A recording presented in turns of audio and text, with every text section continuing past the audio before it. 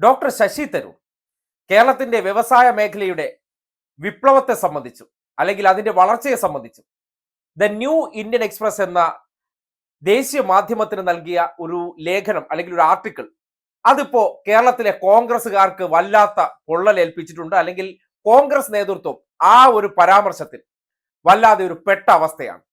അതിനെ തുടർന്ന് ഇന്നിപ്പോ നിരനിരയായിട്ട് വന്ന് ശശി തരൂരിനെ തള്ളിപ്പറയുകയാണ്.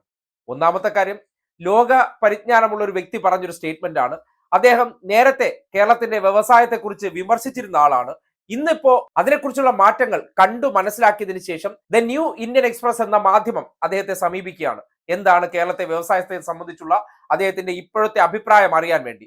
സ്വാഭാവികമായിട്ടും ഒരു ക്രിസ്റ്റൽ ക്ലിയർ ആയിട്ടുള്ള വ്യക്തി അല്ലെങ്കിൽ ട്രാൻസ്പാരൻസി ഉള്ള വ്യക്തി എന്നുള്ള നിലയ്ക്ക് അദ്ദേഹം യാഥാർത്ഥ്യം പറഞ്ഞു.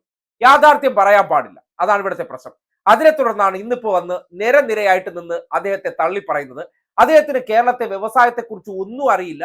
എന്ത് സ്റ്റാറ്റിസ്റ്റിക്സിന്റെ അടിസ്ഥാനത്തിലാണ് തരൂർ ഇങ്ങനെ ഒരു ലേഖനം എഴുതിയതെന്നാണ് പ്രതിപക്ഷ കെടുതിയായിട്ടുള്ള അഥവാ കേരളത്തിലെ ഉസ്മാൻ ജൂനിയർ ആയിട്ടുള്ള സതീശന്റെ ചോദ്യം.